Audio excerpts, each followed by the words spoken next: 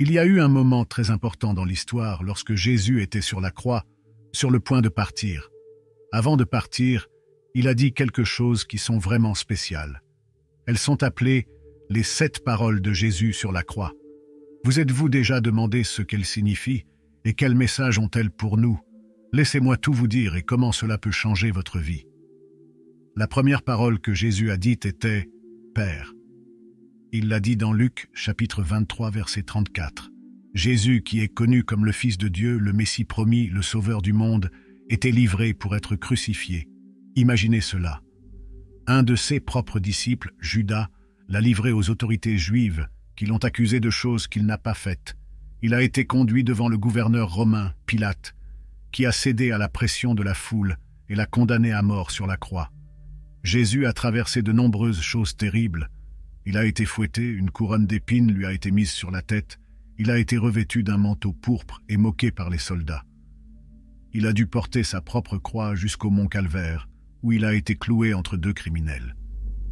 Mais même dans ce moment de grande souffrance, Jésus a dit quelque chose d'incroyable. Il a dit « Père, pardonne-leur, car ils ne savent pas ce qu'ils font ». C'est tellement puissant. Au lieu de nourrir de la rancune ou de ressentir de la haine envers ceux qui lui faisaient du mal, Jésus a demandé pardon pour eux. Cela montre à quel point le cœur de Jésus était plein d'amour et de compassion, même lorsqu'il souffrait autant. Il n'a pas gardé de rancœur, il n'a pas cédé à la haine. Il a montré de la miséricorde, même à ceux qui le crucifiaient. C'est le message de la première parole de Jésus sur la croix.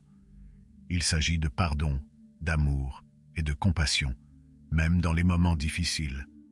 Cela nous enseigne à pardonner aux autres, tout comme Jésus nous a pardonné. C'est un message puissant qui peut vraiment changer nos vies pour toujours. Avez-vous déjà imaginé ce que c'était que ce moment où Jésus était là, sur la croix? C'était un jour sombre et triste. Les gens criaient des choses méchantes contre lui, certains se moquaient même de sa douleur. Mais malgré tout cela, Jésus n'a pas riposté avec colère. Il a regardé ces gens et a dit quelque chose qui a tout changé. « Père, pardonne-leur, car ils ne savent pas ce qu'ils font. » C'est incroyable d'y penser, n'est-ce pas? Jésus était maltraité, mais au lieu de s'énerver, il a demandé pardon à ceux qui lui faisaient du mal. Il comprenait que beaucoup de ces gens ne savaient pas ce qu'ils faisaient. Ils étaient confus, aveuglés spirituellement, influencés par le mal. Au lieu de les juger, Jésus les aimait. Et cette première parole de Jésus sur la croix nous montre quelque chose de très important à son sujet. Jésus est venu dans le monde avec un but très spécial, nous sauver. Il n'est pas venu pour pointer du doigt et dire qui a raison ou tort. Il est venu pour nous aider, pour nous réconcilier avec Dieu et nous donner une nouvelle chance de vivre en paix. Et vous savez, ce qui est encore plus incroyable, Jésus nous enseigne à être comme lui. Il nous montre que le pardon est très puissant. Il nous dit de suivre son exemple, de pardonner comme il nous a pardonné, d'aimer comme il nous a aimés. Il nous enseigne que si nous voulons être de véritables disciples, nous devons imiter sa manière d'être. Et ce n'est que le début. Jésus a dit 6 autres choses importantes alors qu'il était sur la croix. Chacune d'entre elles a un sens profond et une leçon précieuse pour nous. Par exemple, la deuxième parole de Jésus sur la croix était pour l'un des voleurs qui était crucifié à côté de lui. Il a dit que ce même jour, le voleur serait avec lui au paradis. C'est incroyable de voir comment, même au milieu de la souffrance, Jésus offrait de l'espoir et du salut à ceux qui reconnaissaient leur culpabilité et demandèrent de l'aide. C'est comme si Jésus donnait aux voleurs une nouvelle chance, une espérance de vie éternelle et de salut, tout cela gratuitement. Et vous savez ce qui est encore plus incroyable? Cela montre à quel point le cœur de Jésus est rempli d'amour, de compassion et de miséricorde. Il n'a pas rejeté le voleur, ne l'a pas méprisé, ne l'a pas condamné. Au contraire, il l'a accepté, valorisé et sauvé. Jésus savait que le voleur avait des péchés, mais il voyait aussi la foi et le repentir dans son cœur. Il n'a pas jugé le voleur pour son passé, mais l'a aimé pour ce qu'il était à ce moment-là. Et ce n'est pas tout. Jésus nous enseigne aussi quelque chose d'important à travers cela. Il nous dit que si nous voulons être ses disciples, nous devons croire en lui, nous repentir de nos péchés et le reconnaître comme notre Seigneur.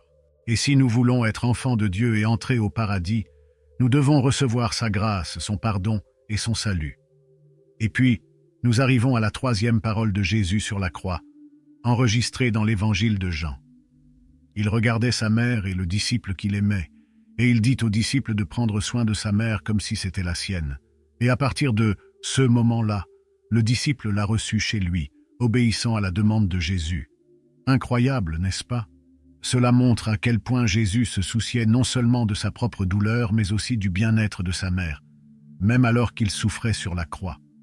Vous savez, cette partie de l'histoire de Jésus sur la croix est vraiment émouvante. C'est comme un de ces moments où l'on s'arrête et l'on se demande « Waouh, qu'est-ce que cela veut dire ?» Alors Jésus était là, subissant toute cette douleur et cette souffrance par amour pour nous.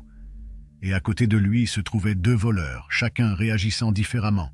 L'un d'eux se moquait de Jésus, mais l'autre, regardez bien, il a demandé à être rappelé lorsque Jésus entrerait au paradis. Et vous savez ce que Jésus a dit? Il a promis qu'il serait là avec ce voleur, au paradis. C'est une promesse incroyable, n'est-ce pas? Mais vous savez quoi d'autre? Jésus a aussi regardé sa mère, Marie, et le disciple Jean qu'il aimait beaucoup. Il savait que sa mère serait seule et triste sans lui autour. Et Jean, il était le seul des apôtres à être resté avec Jésus jusqu'à la fin, toujours à ses côtés, même dans les moments les plus difficiles. Alors, Jésus a fait quelque chose de très spécial là-bas. Il a un peu transféré la responsabilité à Jean, lui demandant de prendre soin de Marie comme si c'était sa propre mère. Et pour Marie, il a dit que Jean serait comme un fils pour elle, pour la prendre en charge et la réconforter. C'est un geste d'amour et de préoccupation de la part de Jésus, n'est-ce pas? Il ne voulait pas que sa mère soit seule. Alors il lui a donné un nouveau foyer et une nouvelle famille. Et je pense que cela nous enseigne quelque chose de très important sur le soin de la famille, vous savez. Même au milieu de toute cette douleur, Jésus n'a pas oublié l'importance d'honorer et de prendre soin de nos parents. C'est une leçon d'amour et de responsabilité que nous pouvons emporter toute notre vie. Il traversait cette terrible épreuve, mais il se souciait aussi profondément de sa mère, Marie.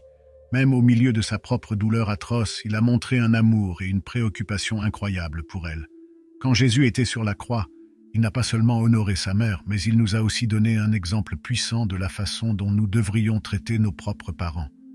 Il nous a enseigné que la famille est quelque chose de précieux et que nous devons prendre soin les uns des autres, surtout dans les moments difficiles. De plus, cette parole de Jésus révèle quelque chose de encore plus profond. Il n'a pas seulement donné à Marie un fils humain à prendre soin, mais il nous a aussi tous donné, chrétiens, comme ses enfants spirituels. Il nous a fait partie de sa famille céleste, faisant de nous des frères et sœurs en Christ.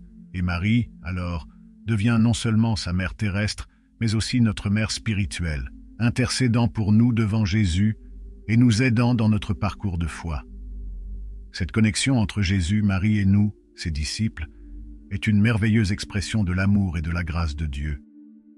Jésus ne nous a pas seulement sauvés de la condamnation du péché, mais il nous a aussi donné une famille spirituelle pour nous soutenir et nous encourager tout au long du chemin de la vie. Ainsi, cette troisième parole de Jésus sur la croix ne révèle pas seulement sa préoccupation pour sa mère, mais elle nous enseigne aussi une leçon profonde sur la valeur de la famille et de la communauté chrétienne. C'est une leçon que nous devons emporter avec nous dans notre parcours de foi, cherchant à honorer et à prendre soin les uns des autres comme Jésus l'a fait. Maintenant, passons à la quatrième parole de Jésus sur la croix, qui est assez connue. Il s'écrie « Mon Dieu, pourquoi m'as-tu abandonné ?» Cette phrase, tirée du psaume 22, montre la profonde souffrance de Jésus alors qu'il portait les péchés du monde sur lui-même. C'est un moment d'agonie et de solitude intense, mais aussi de profonde rédemption et de sacrifice. Jésus était sur la croix, parlant en araméen, la langue qu'il parlait. Certains qui étaient autour pensaient qu'il appelait Élie, le prophète qui, selon la tradition juive, viendrait avant le jour du Seigneur. Mais en réalité, ce qui se passait était quelque chose de très profond. Jésus ne se souciait pas vraiment de ce que les gens pensaient à ce moment-là. Il exprimait toute sa douleur et son angoisse. Il se sentait abandonné par son Père. Maintenant, cela peut sembler étrange, n'est-ce pas? Comment Jésus, qui était Dieu, pourrait-il se sentir abandonné par Dieu? Voilà la clé. Jésus vivait quelque chose de très spécial sur la croix. Il portait non seulement le poids de ses propres souffrances, mais aussi le poids de tous nos péchés. Il s'est fait pécher pour nous afin que nous puissions être pardonnés et devenir justes aux yeux de Dieu.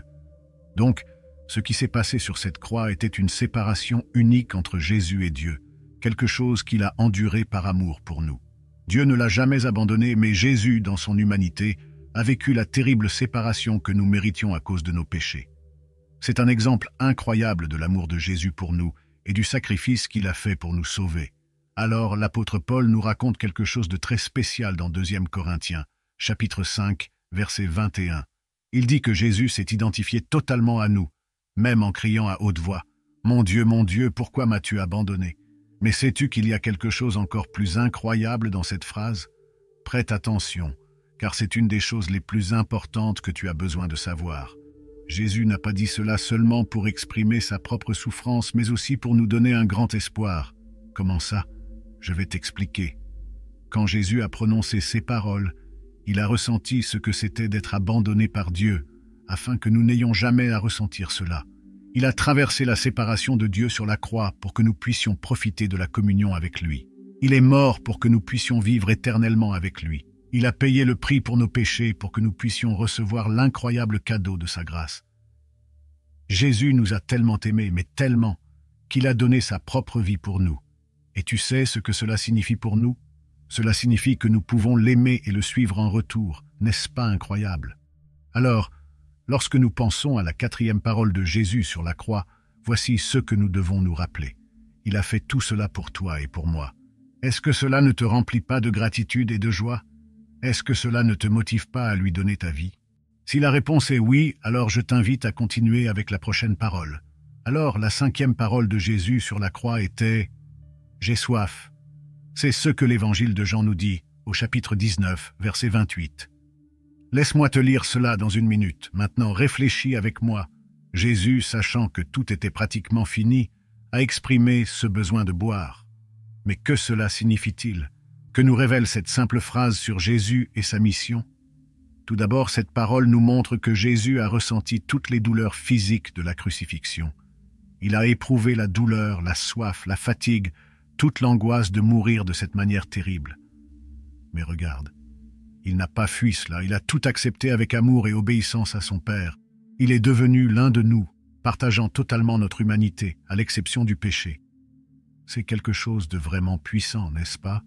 Et tu sais quoi d'autre? Jésus a aussi accompli une ancienne prophétie du psaume 22. Ce psaume parle du Messie, celui qui viendrait pour sauver son peuple. Et devine quoi? Il décrit exactement ce qui est arrivé à Jésus sur la croix, comme si l'auteur du psaume était là à ce moment-là. C'est impressionnant. Par exemple, le psaume mentionne comment les gens se moquaient de lui et secouèrent la tête, exactement comme cela s'est passé avec Jésus. Cela nous montre comment Dieu agissait à travers Jésus, accomplissant chaque détail des anciennes prophéties. Alors, pendant la crucifixion de Jésus, comme enregistré dans le livre de Matthieu, chapitre 27, versets 39 à 43, certaines personnes qui étaient là ont commencé à se moquer de lui. Ils lançaient des paroles pleines de mépris et de dédain, comme s'ils provoquaient Jésus dans son heure de souffrance. Ces paroles de moquerie prononcées par les gens ont un lien profond avec un ancien psaume, le psaume 22. Le psaume 22 est une prophétie messianique, c'est-à-dire qu'il parle du Messie, l'élu de Dieu, qui viendrait pour sauver son peuple. C'est fascinant de voir comment les paroles de ce psaume s'alignent parfaitement avec les événements de la crucifixion de Jésus. Il décrit en détail la soif que le Messie ressentirait, la sécheresse de la bouche, même les clous dans ses mains et ses pieds, et le partage de ses vêtements entre les soldats romains. On dirait que l'auteur du psaume prévoyait exactement ce qui arriverait à Jésus, des siècles avant que cela ne se produise. Mais le psaume ne se termine pas dans le désespoir. Non. Il se conclut sur une note d'espoir et de louange à Dieu. L'écrivain, dans son angoisse, implore Dieu de le sauver de ses ennemis, et Dieu entend sa prière. Il promet alors d'annoncer le nom de Dieu à ses frères au milieu de l'assemblée, comme un acte de louange et de gratitude, même au milieu des difficultés. Cette connexion entre les paroles de moquerie prononcées par les gens et la prophétie accomplie dans la vie de Jésus nous montre comment Dieu est toujours présent, même dans les moments les plus sombres et les plus difficiles. Il tient ses promesses et nous donne de l'espoir même au milieu de l'adversité. Il nous rappelle l'importance de glorifier Dieu et de lui faire confiance, car il n'abandonne jamais les affligés. Lorsque nous lui demandons de l'aide, il nous écoute toujours et nous répond. C'est une merveilleuse promesse selon laquelle nous ne sommes jamais seuls dans nos difficultés, car Dieu est toujours avec nous, prêt à nous aider et à nous réconforter. De plus, le psalmiste parle de la manière dont ceux qui cherchent Dieu seront bénis. Ils seront rassasiés et trouveront le vrai bonheur dans son amour. C'est un rappel que notre quête de sens et de plénitude ne peut être véritablement comblé que en Dieu. Et ce n'est pas tout. Le psaume parle également du jour où toutes les nations et familles de la terre l'adoreront. Cela démontre la souveraineté et la puissance de Dieu sur toute la création. C'est un aperçu de la promesse d'un avenir glorieux, où toutes les personnes reconnaîtront et adoreront Dieu comme le seul Seigneur. Et tu sais ce qui est encore plus incroyable? Même ceux qui ne sont pas encore nés loueront Dieu. Cela montre à quel point sa grandeur et sa bonté sont éternelles, traversant les générations et transcendant le temps. Alors, lorsque Jésus a dit « J'ai soif », il exprimait également le désir que nous nous approchions de lui, que nous cherchions sa source d'eau vive pour étancher notre soif de bonheur avec son amour. C'est un message puissant d'espoir et de salut qui résonne à travers les siècles, nous invitant à nous tourner vers Dieu à la recherche de vie et de plénitude. Jésus nous invite à nous unir à lui dans sa mission de sauver le monde. Il nous appelle à offrir nos propres souffrances pour le salut de tous. Il nous dit qu'il a soif non seulement d'eau, mais de nous, de notre amour, de notre confiance et de notre dévouement. Il promet de nous donner une eau qui nous fera vivre éternellement. Ainsi nous arrivons à la prochaine parole de Jésus, une qui touche profondément nos cœurs. Il a dit « Tout est accompli ». Jean chapitre 19, verset 30. Cette phrase est puissante. Elle signifie que Jésus a achevé sa mission sur terre. Il a accompli le but pour lequel il est venu au monde. Jésus a sacrifié sa vie pour nous sauver, comme cela avait été prophétisé par les anciens. Il a affronté de nombreux défis et douleurs, mais tout a été fait pour notre salut. Tu comprends ce que cela signifie? Jésus n'a pas échoué, il n'a rien laissé d'inachevé. Il a tout accompli. Il a payé le prix de nos péchés, vaincu le mal et ouvert la voie vers le ciel. Il nous a montré l'amour et la grâce de Dieu d'une manière incroyable. C'est une histoire de triomphe et de rédemption qui nous remplit d'espoir et de gratitude. Jésus a fait tout cela pour nous, car il nous aime plus que nous ne pouvons l'imaginer. Jésus a achevé tout ce qu'il était venu faire de manière glorieuse et parfaite. Cette parole, « Tout est accompli », révèle non seulement la détermination de Jésus à accomplir sa mission, mais aussi son amour inébranlable pour nous. Il a affronté chaque défi avec courage, chaque moment de douleur avec humilité et chaque obstacle avec joie, parce qu'il aimait profondément non seulement le Père, mais chacun de nous. Il est important de comprendre que le but de Jésus en venant dans le monde n'était pas de condamner ou de détruire, mais plutôt de sauver et de restaurer. Il est venu pour nous réconcilier avec Dieu, pour nous offrir une nouvelle opportunité de vie. Sa venue n'était pas pour diviser, mais pour unir. Ce n'était pas pour apporter la condamnation, mais pour offrir la rédemption. Chaque action de Jésus, depuis sa naissance humble jusqu'à sa mort sur la croix, a été une expression de son amour et de son engagement envers nous. Il a donné sa vie pour que nous puissions avoir la vie en lui, pour que nous puissions expérimenter la plénitude de la vie éternelle. Et cette 6e parole de Jésus sur la croix nous amène à réfléchir profondément sur l'amour qu'il a pour nous. C'est un rappel puissant de combien il est prêt à sacrifier pour notre bien-être, de combien il nous aime inconditionnellement. Et en parlant des paroles sur la croix, il y en a une de plus que Jésus a dite, une parole qui est profondément significative pour nous tous. Si vous voulez en savoir plus à ce sujet et comprendre ce que cela signifie pour nous, restez à l'écoute. Nous sommes sur le point d'explorer plus en profondeur ce message transformateur d'amour et de rédemption. Explorons maintenant la dernière parole que Jésus a prononcée sur la croix, telle que consignée dans l'évangile de Luc. Il a dit à haute voix, « Père, je remets mon esprit entre tes mains ». Ces paroles portent un sens profond et nous révèlent beaucoup sur la confiance et la remise de Jésus au Père. Pour mieux comprendre, nous devons regarder le contexte. Jésus était sur la croix après avoir enduré une série de souffrances terribles. Il a été trahi, renié, abandonné, arrêté, jugé, flagellé, couronné d'épines et cloué sur la croix. Malgré tout cela, il a pardonné à ses ennemis, a promis le paradis aux voleurs repentants, a confié sa mère aux soins de Jean et a exprimé sa soif d'âme. Et maintenant, dans les moments finaux, il crie à son Père. Quand Jésus dit qu'il remet son esprit entre les mains de son Père, il démontre sa confiance et sa soumission complètes à Dieu. Il accepte son destin avec courage et paix, sachant qu'il accomplit la volonté du Père. Sa mort n'est pas un acte de faiblesse, mais de puissance et de dessein. Jésus meurt comme le Seigneur de la vie, qui a le contrôle sur sa propre mort, comme le Fils de Dieu, qui fait entièrement confiance à son Père, et comme le Sauveur du monde, qui donne sa vie par amour pour nous. Cette dernière parole de Jésus sur la croix nous enseigne sur la foi, la confiance et la remise totale à Dieu. Elle nous rappelle le profond amour de Jésus pour nous et sa volonté de se sacrifier pour notre rédemption. C'est un rappel que même dans les moments les plus sombres, nous pouvons trouver la paix et la sécurité en Dieu. Quand Jésus a dit « Père, entre tes mains je remets mon esprit », il nous a montré quelque chose d'incroyable. Il s'est entièrement remis entre le contrôle de sa crucifixion. Jésus n'a pas permis à la mort de le dominer, mais il a lui-même dominé la mort. Il n'a pas attendu la mort, il l'a affrontée avec courage et détermination. Et le plus surprenant est que Jésus n'a pas considéré la mort comme une punition, mais comme un don pour nous. En remettant son esprit entre les mains du Père, Jésus a révélé l'accomplissement de sa mission sur la croix et son sacrifice par amour pour nous. Il n'est pas seulement mort, mais il est ressuscité. Il n'a pas seulement payé le prix de nos péchés, mais il a ouvert les portes du ciel pour nous. Jésus ne nous a pas seulement libérés du mal, mais il nous a comblés de bien. Et plus important encore, il ne nous a pas seulement réconciliés avec le Père, mais il nous a fait enfants de Dieu. Cette dernière parole de Jésus sur la croix est une histoire de confiance et de contrôle. Elle nous enseigne à avoir une confiance totale en Dieu, même dans les moments les plus difficiles. Et elle nous rappelle le sacrifice incomparable de Jésus par amour pour nous. C'est une parole sur laquelle nous devrions méditer et pour laquelle nous devrions être reconnaissants, car elle nous rendra plus fidèles et plus joyeux. Nous arrivons à la fin de ce voyage.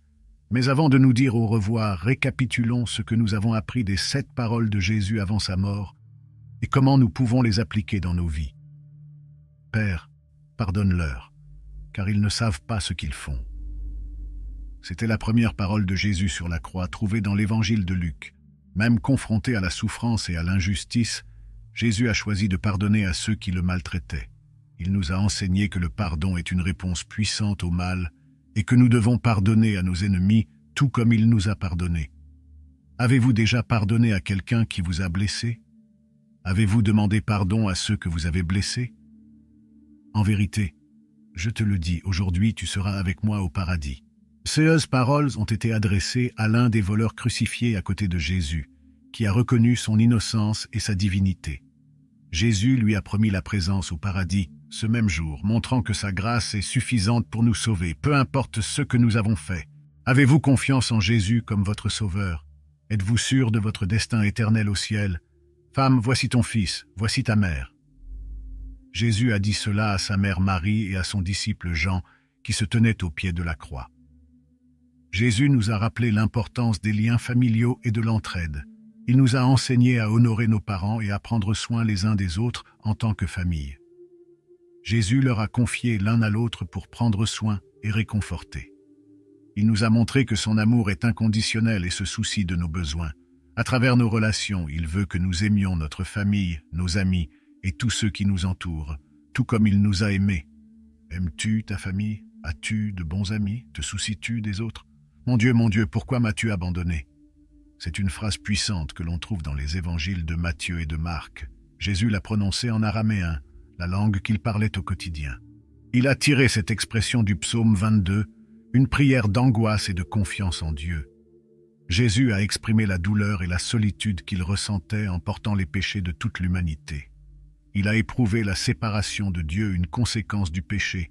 Cela montre l'étendue de son amour, capable de souffrir tant pour nous. T'es-tu déjà senti abandonné par Dieu? J'ai soif. C'est la phrase que l'on trouve dans l'évangile de Jean, chapitre 19, verset 28. Jésus l'a dite alors qu'il était sur le point de mourir, après avoir beaucoup souffert physiquement et spirituellement. Il a ressenti la soif non seulement d'eau, mais aussi de justice, d'amour et de salut. Jésus nous a révélé qu'il est vraiment humain et qu'il a éprouvé toutes les faiblesses et tentations que nous avons, mais sans péché. Jésus nous a également rappelé qu'il est la source d'eau vive, capable d'apaiser notre soif de Dieu, de vérité et de vie. As-tu déjà ressenti la soif de Dieu? As-tu déjà bu de l'eau que Jésus offre? Tout est accompli. Ce sont les paroles de Jésus, trouvées dans l'évangile de Jean, chapitre 19, verset 30. Il l'a dit lorsqu'il a achevé sa mission et payé le prix de notre rédemption. Jésus a déclaré que tout était fait, qu'il ne manquait rien, que son œuvre était parfaite et complète. Il nous a assuré que son sacrifice est efficace et qu'il n'y a rien que nous puissions faire pour le changer. Crois-tu que Jésus a tout fait pour toi? Père, je remets mon esprit entre tes mains. C'était la phrase de Jésus trouvée dans l'évangile de Luc, chapitre 23, verset 46. Il l'a dite lorsqu'il était prêt à donner sa vie et à confier la volonté de son Père. Jésus a confié sa vie à Dieu et a remis son esprit, sachant qu'il ressusciterait le 3e jour. Il nous a appris à avoir confiance en Dieu et à remettre nos vies entre ses mains, sachant qu'il est en contrôle et nous donnera la victoire sur la mort. As-tu confiance en Dieu? Remets-tu ta vie entre ses mains? Ce sont là les 7 paroles de Jésus sur la croix, des paroles qui ont changé le monde et peuvent aussi changer ta vie. Elles nous montrent l'amour, la grâce, la vérité et la puissance de Jésus, le Fils de Dieu, notre Sauveur et Seigneur. Elles nous appellent à nous souvenir et à accepter le sacrifice de Jésus, le seul qui puisse pardonner nos péchés et nous donner la vie éternelle.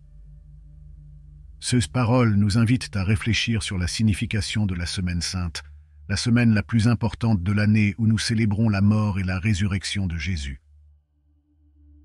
Elles nous rappellent l'importance de croire en Jésus et de le suivre de tout notre cœur, de toute notre âme et de toute notre pensée.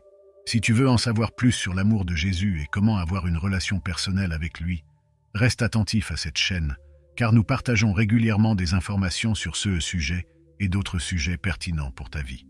De plus, tu trouveras ici plus de vidéos sur les paroles de Jésus et d'autres sujets importants. Enfin, je t'invite à partager tes pensées dans les commentaires. Merci d'avoir regardé cette vidéo et que Dieu te bénisse. À bientôt.